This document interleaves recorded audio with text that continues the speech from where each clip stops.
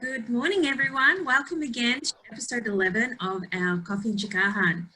We're the Entrepreneurs, and we're a Filipino food and culture advocacy group who volunteer our skills and experience in business, design, community building, storytelling, and hospitality to promote Filipino cuisine and culture.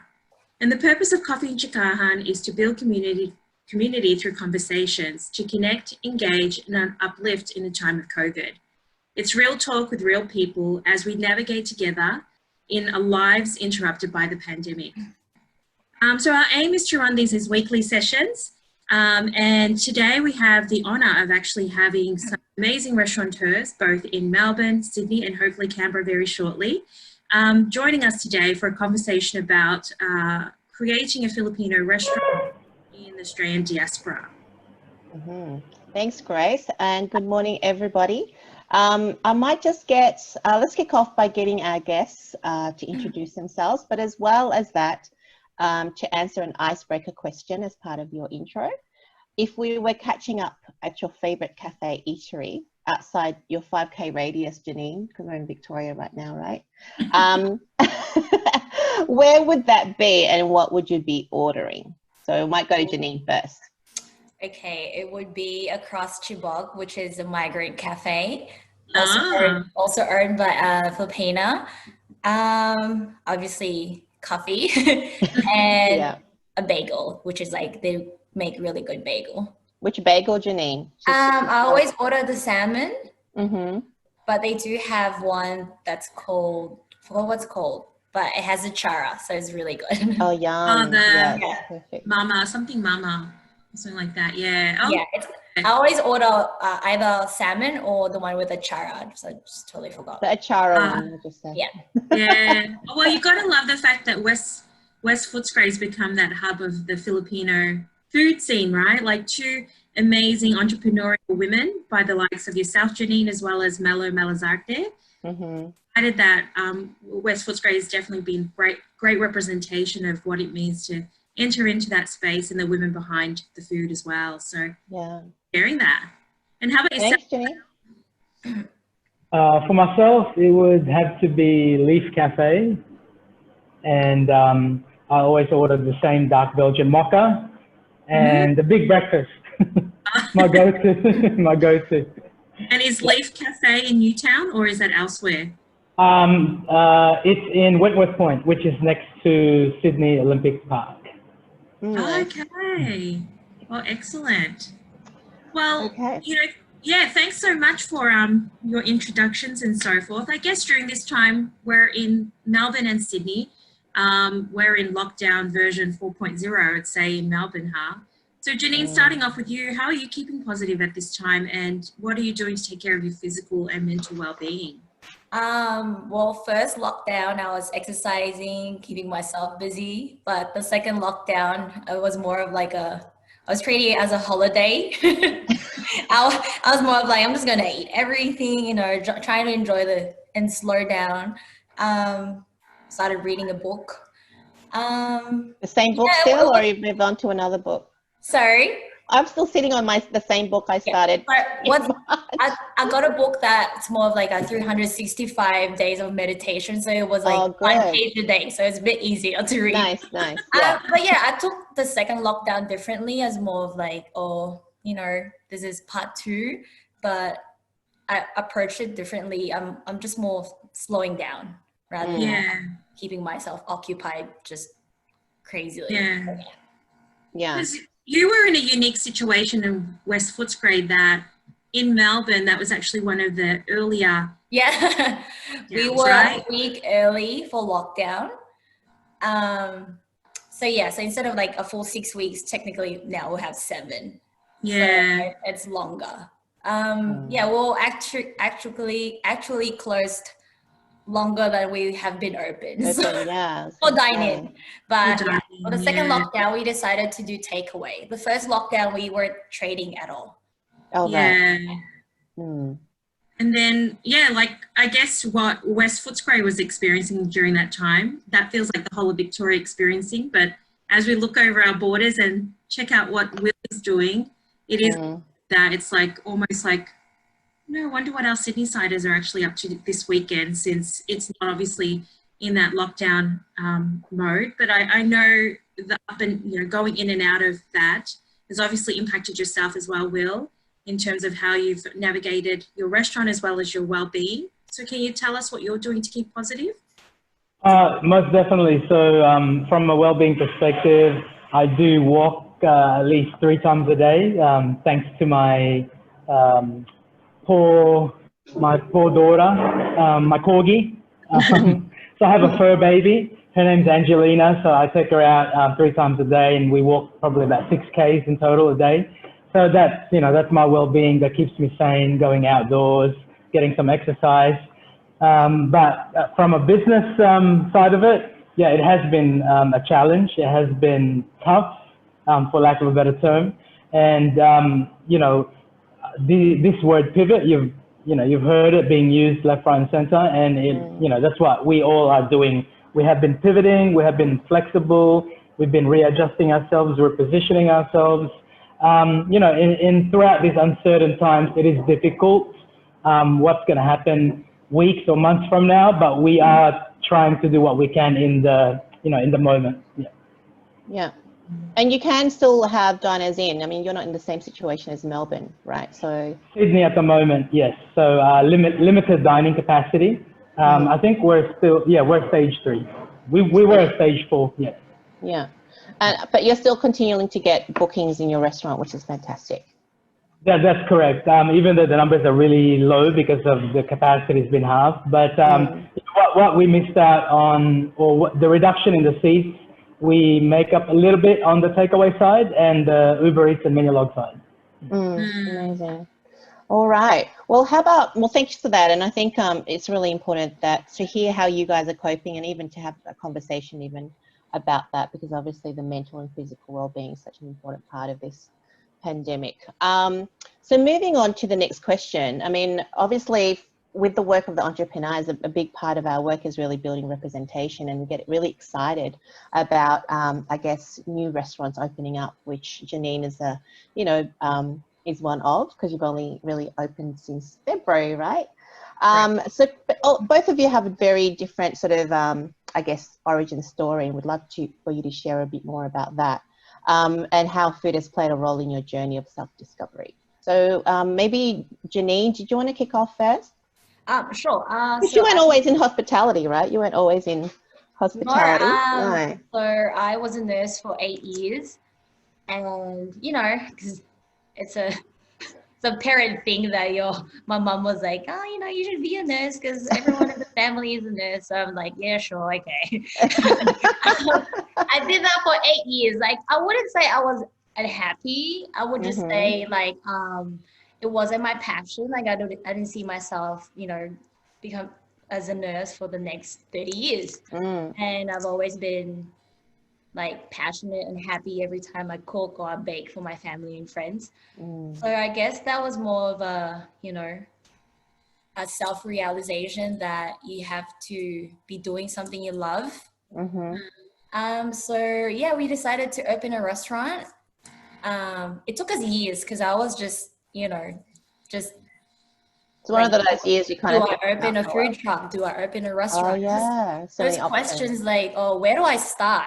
And then just one day I was like, you know what, I'm just gonna stop, what do you call it, procrastinating, and just, you know, find a place. So that's what I'm looking for, venues, I guess. And yeah, I found one, and that was it. And I was like, you know what, let's do it. It took us a while to get there. There's so many issues, but we finally opened last February. Amazing. And were you doing that while you were still kind of full-time nurse, or had you Yes. break from your nursing profession? No, I was still doing nursing until the very end. Like when we opened Chibog for a month or 2, I was still actually a nurse still, but I just took all my annual leave. I was scared. I was actually scared. I was like, oh my God, like, can I do both? Like, let me just try to do both. But it was insane. I tried to do a couple of shifts and my head wasn't there. Like, I'm working as a nurse, but I was constantly thinking about what's happening at Chibog. So I was like, nah, this is not right. Either I put my 100% into Chibog because that's my dream. So why would I you know, only put 80%, 50%. Yeah. You know? Yeah. So that's when I quit nursing and be a full-time, you know, wearing my apron at Chibog. And how did your family take it, the news? My mom was very supportive. I have an uncle who's really close to me. I wouldn't say he wasn't supportive, he was just surprised. His first answer was like, why food? That's Wow. a dangerous, you know, career. Yeah. While nursing, you're sure, like nursing will always be needed. My answer straight up was like, uncle, every day is dangerous. Like you go out, you're driving your car. This is risking everything, right? Like life is full of uncertainties. And life is too short too, right? Life is too short. If I'm unhappy with what I'm doing with my life, then I should just follow my dreams. Like, you know, I'm tired always when we open Chibog, but I feel so proud and accomplished every time I come home and I'm like, this is mine. Like Chibog is definitely mine, you know? And little did you know that there'll be an amalgamation of your past nursing restaurateurs, because now you're all in like PPE equipment all over the place. Little did we think hand sanitizers will become our table. I was a nurse for 8 years and my hands were never this dry. All right. And all of a sudden it's so dry. I know. It's the hand washing soap. I know, tell me about it. I don't think we ever envisaged that this is what the restaurant scene would look like. Never.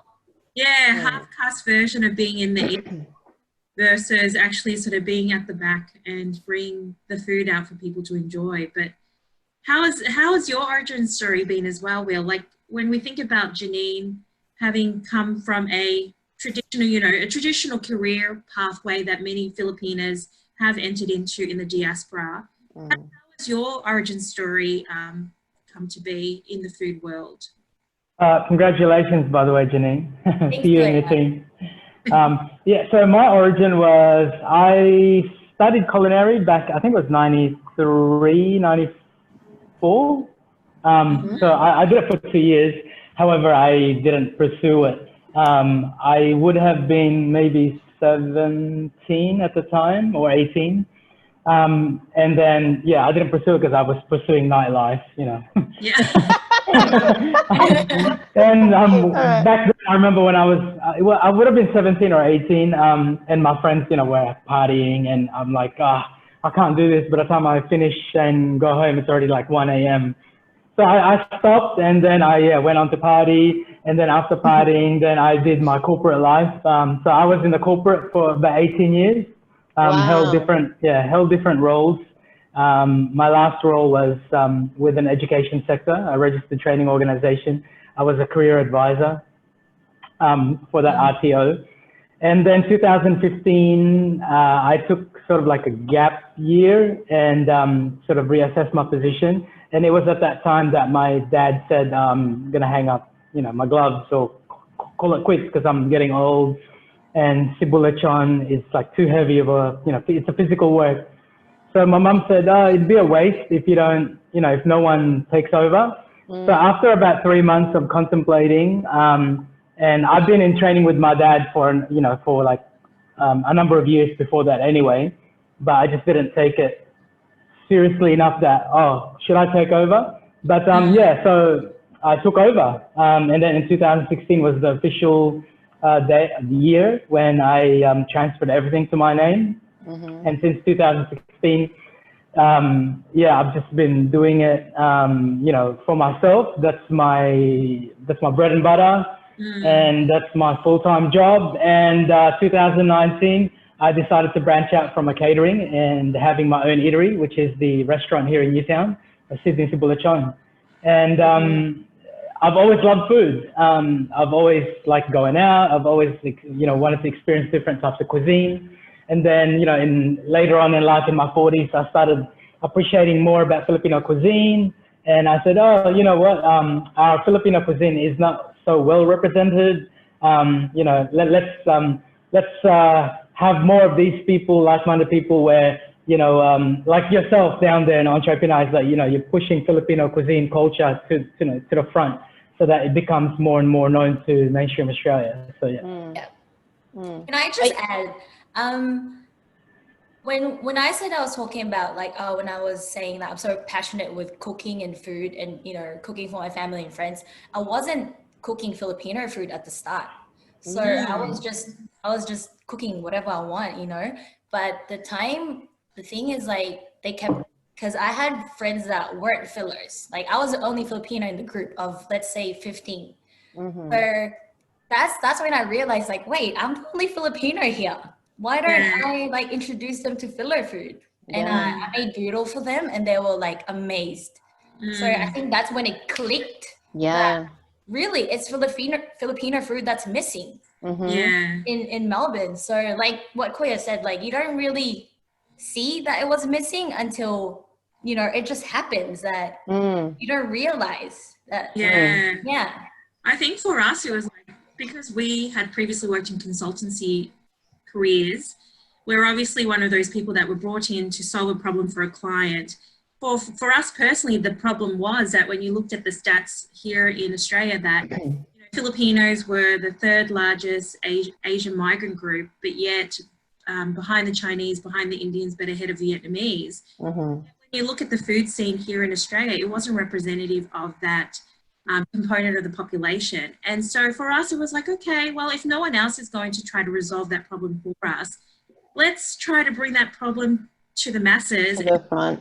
If we can collectively as a body or actually address this. Yeah. It's been the wonderful thing about, having something that was a problem, and it's been a problem for so long since the time I've grown up here 20 plus years ago. For us to come to that realization that something has to give, and if no one else is going to address that, that issue, then it's on us. We're accountable for that. We cannot live on paths that other people pave for us. We create that pathway for our own community and ourselves as well. So Fides and Grace, question. Can we all agree that Filipino cuisine is underrepresented in Australia? Let's just say Australia. Someone asked me that why. Yeah. Yeah. So can I maybe? That's a good question to ask, because we've often asked that ourselves as well. Yep. Yeah. I think it comes to us being so passionate about how the food that we grew up with, and I think when you actually sort of we're the sort of folks that why would we? I think we grew up in a situation where we grew up thinking, why would we pay for that if we know we can get it better at home? But I think that's also testimonial to us not recognizing we have so much more to learn about our own cuisine, our own heritage, our own history, because our experiences on the home front is not representative of the entire Filipino identity, right? But I think thinking that what we learned on the home front is all we have to know, and therefore, we didn't go outside of our homes to seek the alternative. Yeah. That was my experience at least. Yeah, and I think also just listening to even the likes of Nicole Fonseca, she talks about maybe there could be a reference point around the colonial mindset. Yeah, that because our food has been, I guess, evolved over time through the Spaniards and colonization in general, and that's reflective of our food, that we don't necessarily maybe think that our food is worthy to stand on its own. It's not good enough. It's not good enough, that it only can just, be eaten within our own homes and not necessarily anyone else. And why would anyone want to eat our food when there's Italian and Chinese and, So I think, a lot of, that's kind of, and the more I think about it, maybe there is a truth in that. But what are your thoughts? You guys feel like one of the factors, especially growing up in the Philippines, I grew up there, 17 years living there.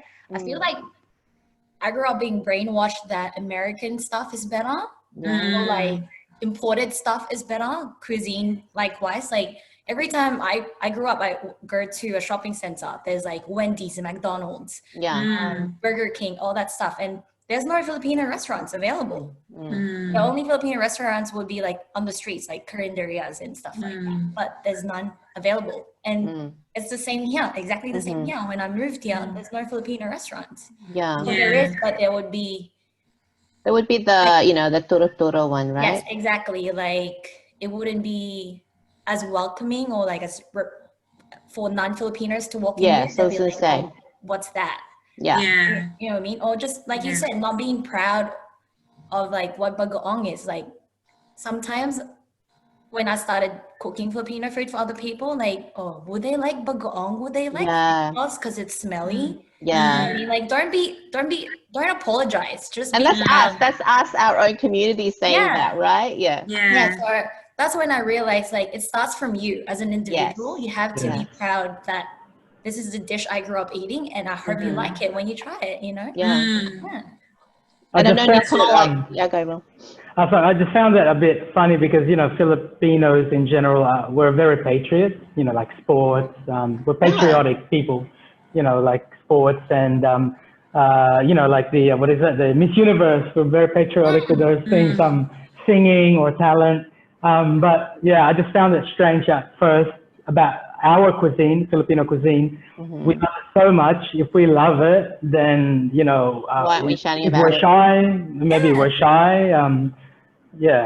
So I think it's that hiya mentality as well. Like part of our DNA to be hiya, but then also hiya is also an outcome of us being so colonized over the decades and over the centuries that we were too afraid to show who we truly were, because all of a sudden our colonizers would actually look at us as dangerous because we weren't letting go of our indigenous past and we weren't accepting the new learnings that they were bringing from their other lands, right?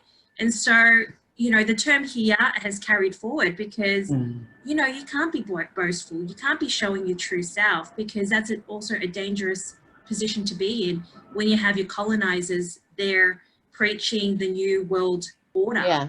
So I think it's one of those things that as we unpack and decolonize our minds, we also have to bring the conversation about food to that to the decolonization journey. And I think us accepting that, you know, the indigenous ingredients and wanting to showcase that front and center without it being muddled up by the Spanish, you know, influence, I think that's a great political statement that we can have now. And I think we're the generation to really break that mold. And I feel like I'm excited about that prospect. I feel that we're so privileged that we're in a land that accepts that level of evolution without the danger of being deemed as an activist, a dangerous activist at that.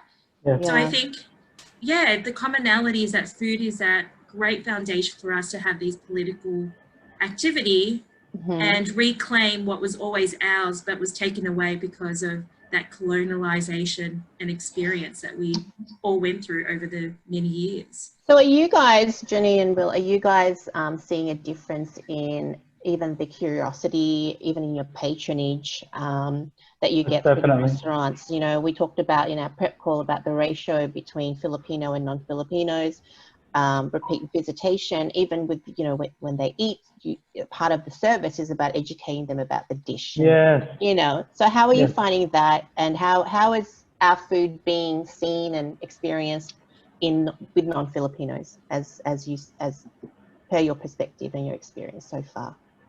So here in Newtown, when I'm serving the patrons, I give a short breakdown on the history behind the dish, and I do have books here. You know, Nicole's book, Yazzy's book, Angela's book, which is a good reference point because for the most part they do take it and they, you know, flick through it and get some history, culinary history. But I do tell them that, you know, chicken humba, for example, has this, you know, heavily influenced by Chinese because, you know, the 5 spices, the aromatics that's in there. The soy, which was introduced by the, you know, by the Chinese people who came in, you know, much earlier than the Spaniards. So, you know, things like that. And the Cebu Lechon, for example, so I give them a bit of a background. And I do tell the patrons that these dishes that we have on our menu, on our board behind me, most of them, except the silogs, they are authentic to our family upbringing, meaning to say, I ate them when I was, you know, 8 years old. My grandma, you know, cooked them all the way to like elementary school, even all the way to high school, I suppose. And then obviously that got watered down when I came to Australia, started eating, you know, other stuff. But yes, I do give them a bit of a background. And weeknights, it is the majority non-Filipinos on a weeknight. On a Sunday, we get a lot of Filipinos because they tend to go out on a family trip. On a Saturday, it's, you know, the majority is non-Filipinos on a Saturday, but Sunday, definitely a lot of Filipinos. Yeah. Because Newtown is, well, I guess it's equivalent of the inner west here in Melbourne as well, with it's predominantly very, well, I guess I would say it kind of has that Collingwood, Fitzroy vibe about it. So you're probably one of the first Filipinos on that strip, right? That have actually opened up. The very first, yeah, the very first. I'm surrounded by Turkish restaurants, Portuguese restaurants, Japanese, of course, Chinese, Thai, and Vietnamese. Wow. And a lot of vegan restaurants in Newtown. So when people pop in to get their vegan fare and they're thinking, is that you don't have vegan longanisa, V-I-G-A-N, so you don't confuse them with that, do you? We don't have vegan. Although I'm trying to think of something vegetarian or vegan. Yeah. Okay. Yeah. And Janine, how about you? About vegan first, I have Latin on the menu, and I put vegan prawns, and they're actually like, you know, plant-based, but they were like, did you get this from vegan? I'm like, no, like it's made out of plants. Vegan, so not to be confused about the region of vegan. It's so, that would be so confusing. Anyway, definitely what Kuya Will said. You really need to educate people of what they're ordering, I guess. Like, because especially for non-Filipinos coming in for the first time eating Filipino food, they're looking at the menus like, what do I get? Where do you start? So that's why we made sure we had small plates for options of, like, you know, taking, I don't know, like small plates first, and then one or two things from the mains. But yeah, we definitely take our time, because just trying to explain what kare kare is or you know, what is pork sisig? So really, I'm just there, like, you know, I have the same dialogue every time. But that's the first step. You really want to know what you're eating, and you have to educate them, I guess. It's like, and where are they hearing about your restaurants? Like, do you ask them, you know, what did you hear about us, you know? They always say that. Keep seeing it on the news feeds on Instagram. We had a few articles, especially from Broadsheet. When Broadsheet came out, my phone didn't stop ringing. Oh wow! So Broadsheet was the one that. Congratulations! You've had a Broadsheet as well, right? The barber next door was like, "Your phone's ringing the whole day." I'm like, "I'm sorry." But yeah, thankful for the articles that have featured us. Broadsheet, Philippine Times. And Will, you're also well regarded. I mean, I think you've had a number of write-ups in Broadsheet, and most recently in the Sydney Morning Herald. Thank God. Those things do help. Recently, you know what's brought patrons recently, as in the last 3 weeks. To my surprise, TikTok. Really? Oh my God! Wow. Yeah. So, tell us about that. How does that work? There was this young man and young woman, Nick and Helmi, and I didn't know. And the page, you know, a group of patrons just told me. I saw you guys on TikTok, so they showed me, and I'm like, oh wow, it's got like over 40,000 the numbers views. are crazy. Yeah. You know, well, and those 40,000 are in Sydney and Newtown. Well, I'm not sure. But I was like so surprised. TikTok of all places, because it's usually when I do ask, it's the three is always Instagram. Instagram and Facebook are equal, and almost equal to that is my friends told me about it, or my workmates told me to go eat. It's definitely social media. That's crazy. So was it a TikTok dance routine, or was it an eating? No, they came and they took videos of the Cebu Lechon getting chopped, Oh, right. They even took a video of it, like roasting on Oh, the yeah, like machine. rolling. Yeah. Yeah. So I was Wow. like, that's oh awesome. wow, yeah. And then I haven't checked. Like 2 weeks ago, I checked and it was like a bit over 40K views. So Have you That's downloaded that's TikTok and awesome. checked out all the features? I did last week, and I created our own account, but no dancing. No, oh, bugger. Let's see if you've had any dancing. If I have to resort to dancing by next week, I'll do it. You guys, Yeah. have you guys heard Filipino about, in me is willing to dance.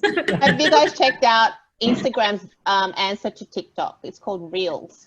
Yeah. No, I Yeah. haven't. Yeah, because Maybe. TikTok is unfortunately potentially going to be shut down in the US, and most of the content Mhm. producers are US based, right? So that's Oh, another sort of wow. impact of Trumpism, Yeah. that being scared of the Chinese owned entity that is TikTok. So I Mhm. think, yeah, I've started to see on my Instagram feeds, people are taking more advantage of the reels. So I can't wait to see the creation that we could do as well. But yeah, more Nice. content creation. Yeah, exactly. I'm just looking at what other questions we've got here. What do you guys think the next normal would look like? I know we kind of had a chat about it during our prep, but I mean, obviously it's hard to predict. You can't predict. I mean, who would have thought that would be in this situation like 4 weeks or 5 weeks ago? But from your perspective, from your businesses, where would you like to see the next normal be for you, for the industry, or even Filipino food in general? Will, did you want to answer that first, or?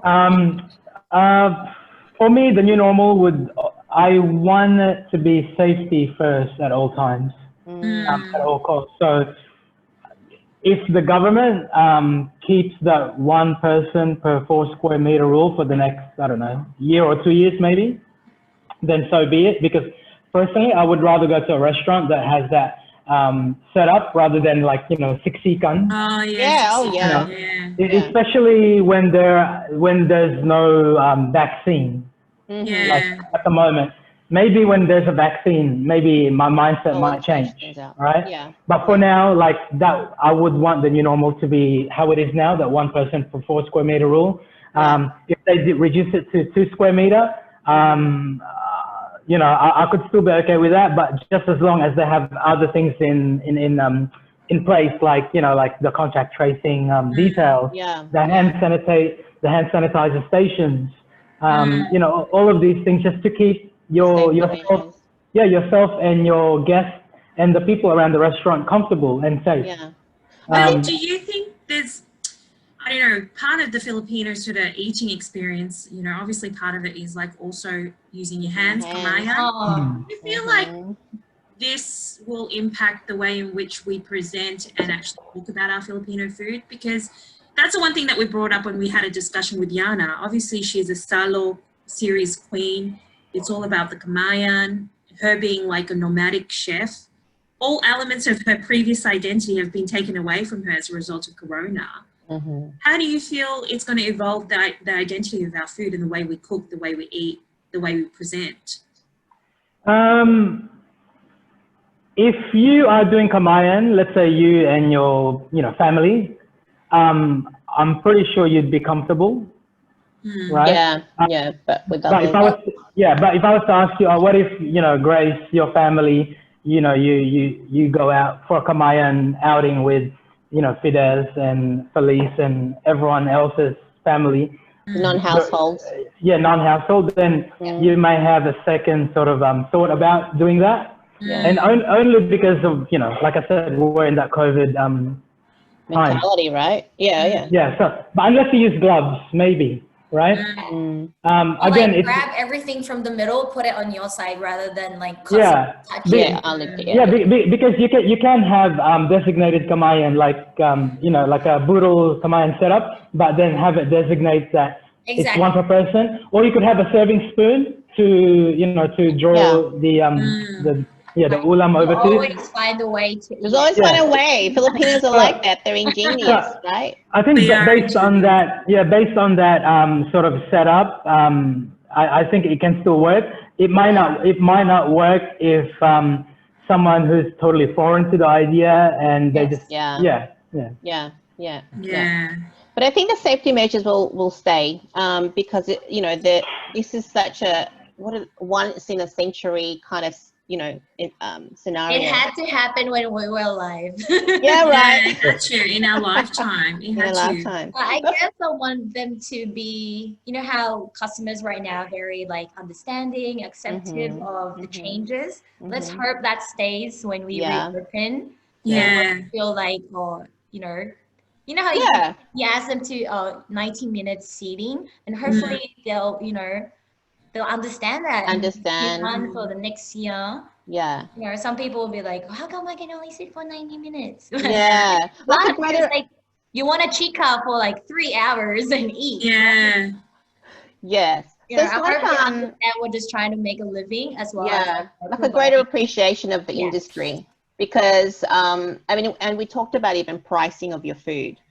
Some people don't necessarily understand the breakdown of what a $25 dish encompasses. Is not just the dish itself, it's the people behind it, the the operation side, the overheads and rent. So I think that's probably a narrative that isn't easily, that hasn't been openly spoken about. But tell us, educate us in terms of how you price a dish and what's behind pricing a dish.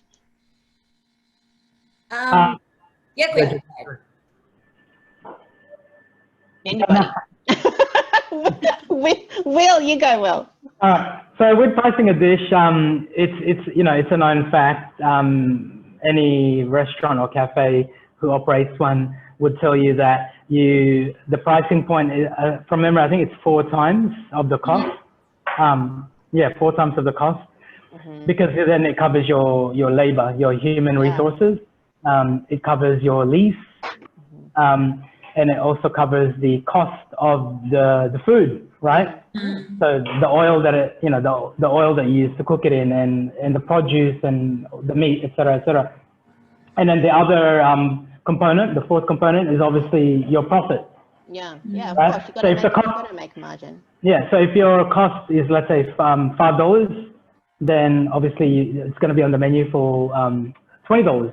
If you're selling it, if someone's selling it at 15, then you can only wonder who's suffering along the line. Is someone being underpaid? Yes, exactly. Or that's probably the most common sort of thought. Your land, you must own the building and you're not paying sort of rent. Yeah. Right? Or your family must own the building and you're paying like, I don't know, like a third rent as opposed to, Yeah. So there is those things that you need to consider. So for me, I price it based on that and that alone.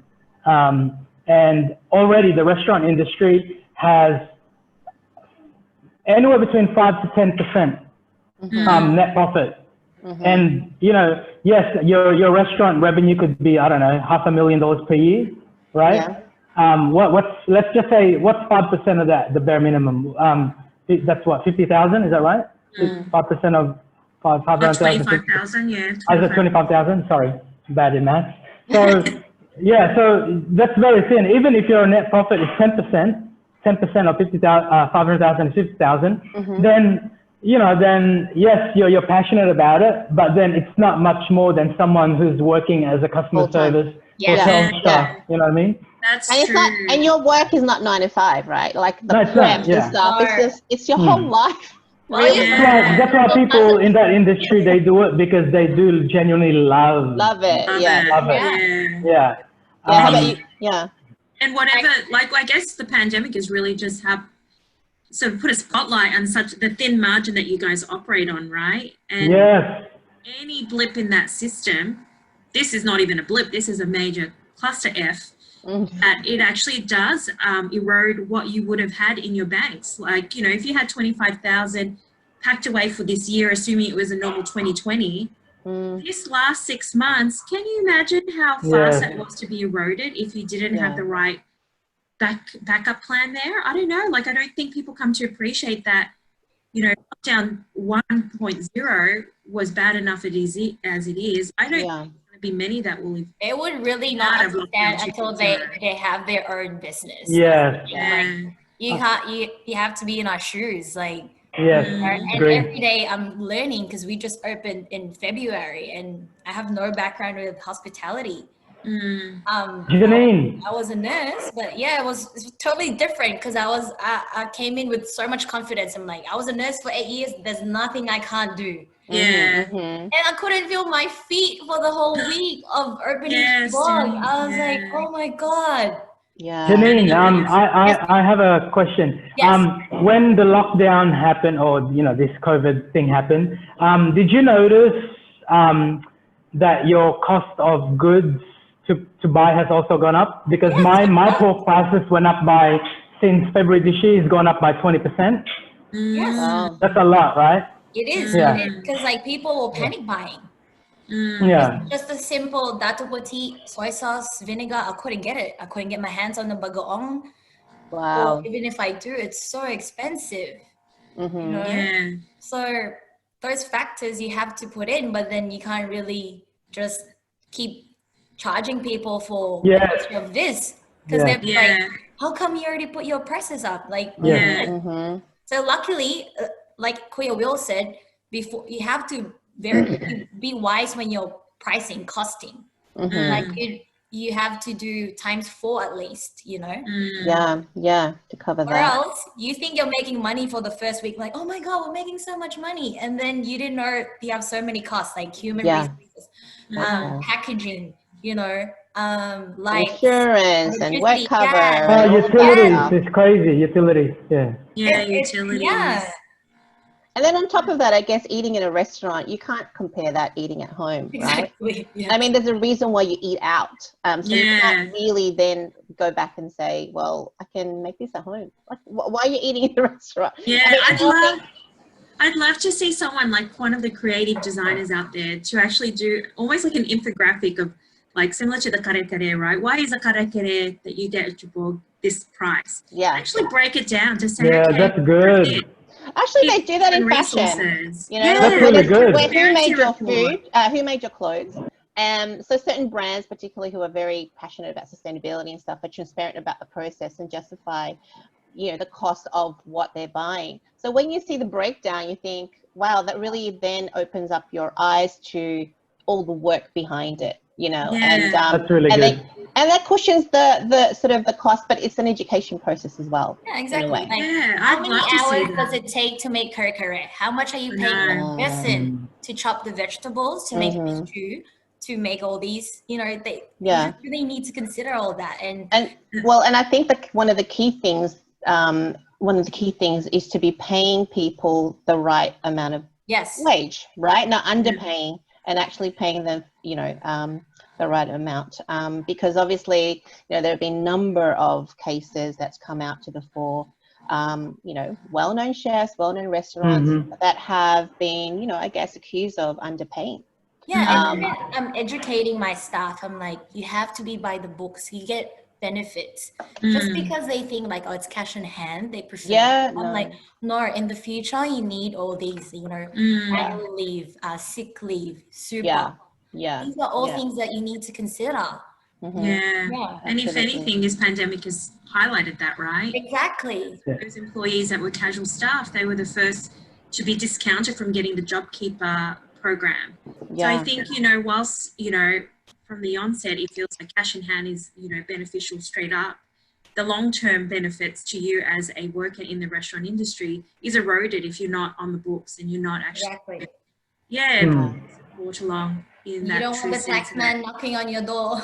I know. Well, that's for sure. Yeah. I think the other thing that I wanted to explore, the new COVID, obviously, you are all both dine-in restaurants, but you've had to pivot, or whatever P word you want to use, peer away into a different doing business. Peer away on TikTok. Peer away on TikTok. Yeah, that's right. But I know delivery service continues to be a primary means by which people to get more orders coming through their door, but obviously the reality of that is also the huge margin that they take away from. Yes. How have you each navigated that, and also the exploration of how getting goods into the aisles of your shopping grocery stores now, with the foray that you've had into Fiesta Meals, Will? That would be something I'd like to explore as well. Yeah, so definitely Uber Eats, Menulog, they take almost a third of your of the cost. So a third is a lot, right?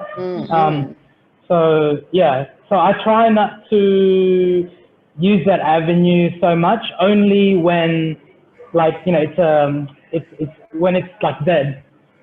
If I see like more than 4 tables empty, then I'll switch it on. Oh, But okay. You can yeah, switch it on. All yeah, right. it's like an on and off switch. Yeah. Okay. Well, not Okay. literally an on and off, but like a button that you press. Yeah. So, but if I've only got 2 empty tables, then I'm not gonna switch it on because that can be taken up by the walk-ins. Yeah. I do prefer for people to take away, order online and pick up here, because I like to, you know, interact with the people. Yeah. You know, also like thank them in person and so forth. But yeah, so with the Fiesta meals, Grace, at IGA supermarket in Sydney City, or Haymarket to be specific. That came about when was, yeah, like May, or yeah, a while ago. It was brought to my attention, like, this is the idea, this is what we want to do. But you know, we were delayed by 2 months, so it was only like in the last week that we started releasing the first batch of our frozen meal section as part of their restaurant range. And we're the only Filipino purveyor in the restaurant range. There's other cuisines like Malaysian, Japanese, Chinese, Korean, and so forth. And Filipino is by Fiesta Meals, which is produced by Cebu Lechon. And so just a feedback, Thursday this week, which was 2 days ago, I dropped off a new batch, and today I was advised that it's sold out, like gone. Wow. Yeah. Wow. Yeah. That's amazing. Awesome. Yeah. And not to undersell it, because you are amongst a range of truly established restaurateurs. You have Dan Hong from the Maryvale Group. Who are the other restaurateurs that you're amongst? Jundaku, which is Hojak, the famous Hojak Malaysian. And you've got Ipudo, which is obviously really big in the Japanese ramen. And Chaka Ramen, and who else is there? Big Sam Young, Dan Hong's protege from Lotus, also Maryvale. And Arisan is Korean. And yeah, so Filipino, you know, proudly flying our flag colors. So because I wasn't sure like whether we should put the flag on the label, but we didn't. But we added the slogan, a celebration of Filipino flavors, so everyone knows that it's Filipino. That's awesome. And I don't know, like if we had to rewind back time, I don't know whether or not that would have happened 3 years ago. So the fact that we're now, and we're amongst those cuisines that have been continuously represented in the Australian food scene, and to realize that Filipino is well represented. Needs to be on the table amongst all others, right? Well, you know what, I do need to mention that, you know, a lot of that credit would go out to you know,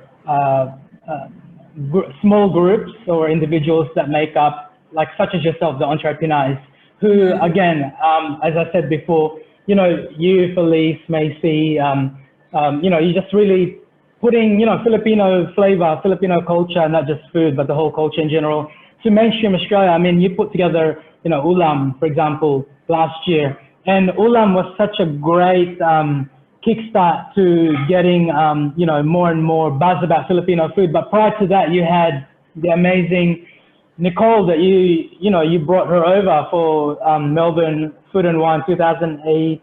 19, sorry. And only last year, would you believe it? Can you believe it?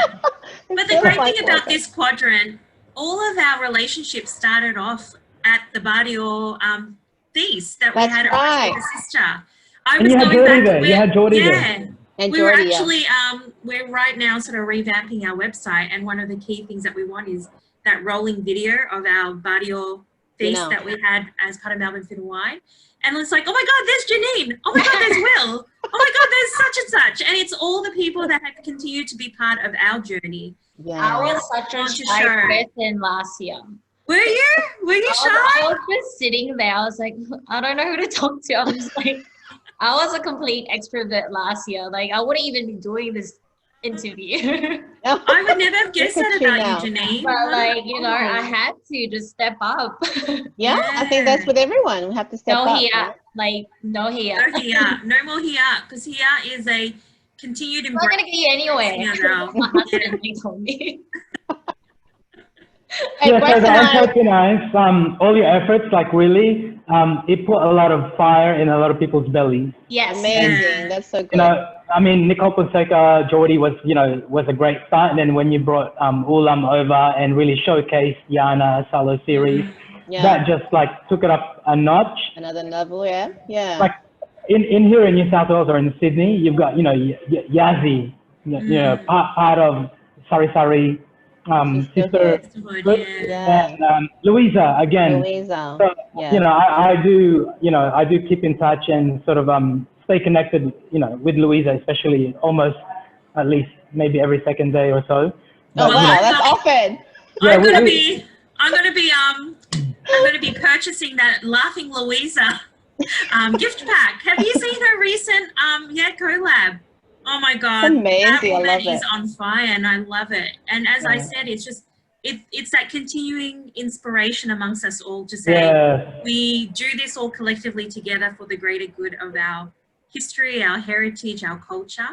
Yeah, And it's just barrio. so, yeah, it's beautiful. It's just beautiful to see our barrio get sort of stronger and stronger Yeah, and have more of an impact in places that we didn't ever imagine ourselves to have that impact. mm. So it's such a great evolution of that story. And when you reference Melbourne Fit and Wine, we had like 3 events locked in for Fit and Wine this year, and obviously COVID hit. It was all cancelled, and we were bringing over even Chef JP and JP Anglo. So we were really excited. And obviously, right? We were gonna. you were calling the shots. Yeah. All And the then- play for play. Yeah, play for play. My God, it was like. I know she was actually. She's like, oh, it's not going to happen, guys. It ain't. And it's like, Fidesz, put that to the side. We're going to continue. But then, yeah, Grand Prix was indicative of what was going to happen in the events world. And Yes. when they pulled the plug, it was only right that we were like, okay, it's not going to happen right now. Yeah, I mean, even throughout the planning, we were faced with so many challenges that we didn't face the first time. So I kept saying to Grace, something's up, like something's just holding us back, and then lo and behold, this happened. So, but I guess with every challenge that we're faced with, I guess if we step up and we show up, then, and we pivot or peer away, however you want to say, then new opportunities come to you as well. So, this Coffee CHIKAHAN is an idea that came out of that. And we're still maintaining the conversation and building community. So, and Grace and I had no idea how to use Zoom the first time. Like we had Zoom 101 like the week before. We're like, I don't want to be in front of the camera, And like, look at us now. 11th episode in and we're good. I'm ready to sing karaoke. I don't care what people think. I know, that's right. But you I just think, don't know. Yeah, you just don't know where you're going to evolve. And I think the bottom line is that the challenges that have been presented to us as a barrio, it's really just pushed us to actually think about what's next. How can we sort of continue the conversations going and the connections going? Yeah. That continues to have that impact, but in a safe environment that we're all forced to be in as well. So, and I really feel like at this time, despite what's happening, I really feel that it's a great time actually for us to be doing more and being more visible. And I think people are listening and becoming more curious about our cuisine, but also us as people, our heritage and our culture. So I feel that we are getting that momentum. It hasn't stopped. If anything, it's probably I agree. Don't you reckon? Like I totally agree. Yeah. So so I think it's I guess about being positive and being there for each other, right? And that's really important, and we're finding that as a really important part of, I guess, our community right now, and being there for each other. True. So where do we from here? I guess we've got a little bit of time, so we'll sort of finish it off on a fun note. I've loved this conversation. I've loved reconnecting with Will. Had the honor of having my last meal in Sydney with him when we got to eat Margarita Flores, but I'm glad right, remember that was amazing. But this will be a fun lightning round, this or that type question set. So the first thing that comes in your mind when we present the this or that option, shout it out and we'll go from there. Okay, sinigang o kare-kare? Sinigang. Kare-kare. Lechon or corn share. That's good. Okay, this might be like a big question for Will, but anyways, we'll ask it anyways. Lechon or crispy pata? Lechon. I know Sydney, Cebu, crispy pata doesn't have the same ring to it, does it? They can go to Chibog for the crispy pata. There you go. There you I do love the crispy pata at Chibog. Yeah. Puto bumbong or bibingka? Puto bumbong. Boom. Yes. Yes. Go ahead for Des. Champurrado or taho? Taho. Taho. Okay. Long silog or tosilog? Long silog. Tasilog. Do you do tuyo? Do you do tuyo? What's that? Yes. What's that? We don't cook it. You don't do tuyo. You do. I don't cook it. I have it in a jar. Okay. Chinelas or bakya? Chinelas. Chinelas. Bakya's too loud. Bakya's hard. Bakya's hard. Yeah, thing. Too loud. Toilet paper or tabo? Toilet paper. Bidet. Bidet. Bidet. Bidet, g'day, bidet. 80s or OPM? OPM. OPM. Oh, really, Janine? I thought you were ASAP Hiking Society was like my Oh, was it? Wow. Do you know any of their favorites? What Can song? you sing one of your favorite songs? No, I'm not singing. No. Neil, what's your OPM song? It's hard. Definitely the old schools like VST, Apple, Ray Valera. Yes. Oh, you're very old school. I was going to say Ariel Rivera, like Nandito. Oh yeah, I like that. Yeah, Martin. I love Ariel Rivera. Grace and I went home one time from an event and we were all like, we were singing Ariel Rivera in the car. All the way through. Yeah, my mom's lullaby to me was all Sharon Cuneta songs. So. Oh, really? Sharon's nice. Awesome. Did she sing the Pangako Sa'yo song? I love that song. Is that Regine? I think I remember. Yeah, that's Regine Velasquez. No, Bato sa buhangin. I don't know if you heard that song. No, that was in that movie with Richard Gomez. No, the other It's a guy. TV series. There's a TV Pangako series. sa'yo, Jericho Rosales. Jericho Rosales. Yeah. Ah, okay. I love it that we're breaking this down because most people are just, they move on from it. But my OPM days, my teleseria days, I love that. And ASAP. ASAP was, What's up? that was my favorite. That's fun. where all my childhood Yes. crushes or Okay, teenage well, crushes last today. one on this fun lightning round: karaoke or TikTok? Karaoke. Karaoke. Oh, Sorry, but I I don't don't know, get Will. TikTok. I really don't. Yeah, I'm not good at TikTok.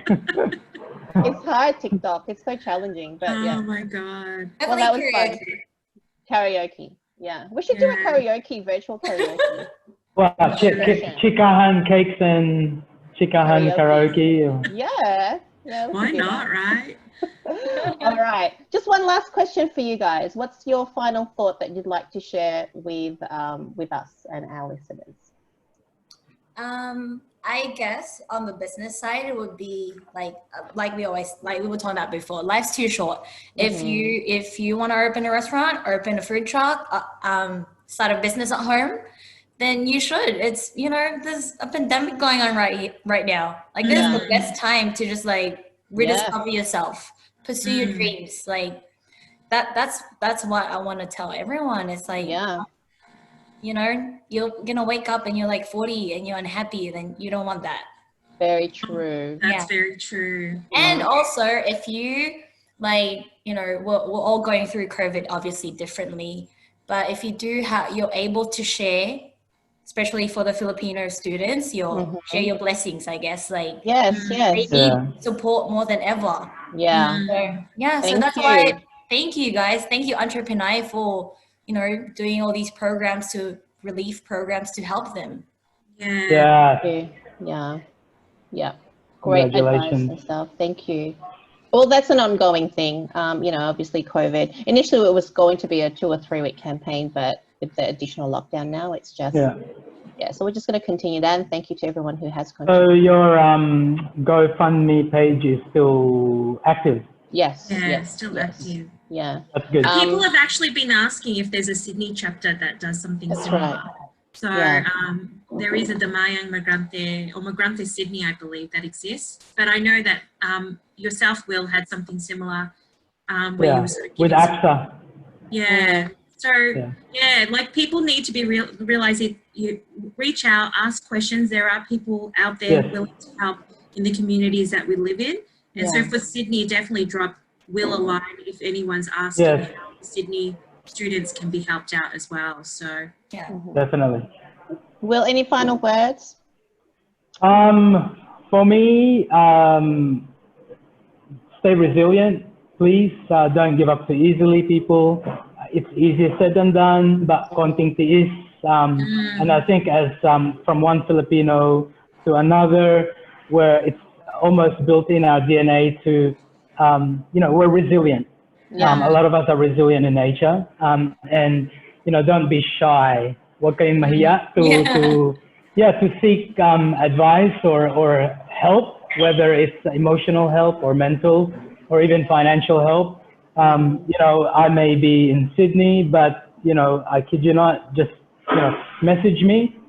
Anyone who's hearing this, if you are in a tough position, because, there are ways to help you. So please don't give up.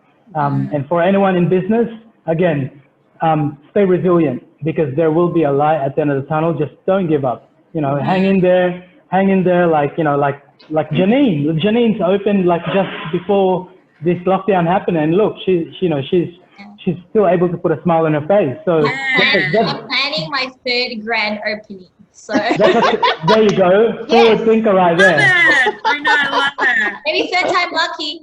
I know, That's third it, time that's lucky, it. that's for sure. Oh, yeah, stay strong. Stay strong. On Thanks, that, Deborah. yeah, on that resounding positive note, I wanted to thank both Will and Janine for joining us this morning. It's fabulous just hearing your voices and connecting over the line with you all. And on behalf of the entrepreneurs, we wish you stay well, stay home, and stay very hopeful. So thanks everyone again. Thanks, Magandang Will, araw. Janine. Maraming Thanks, salamat. Will. Thank you, entrepreneurs. Take care, Janine. Bye guys. guys. Bye. Bye. See See ya. you. Bye.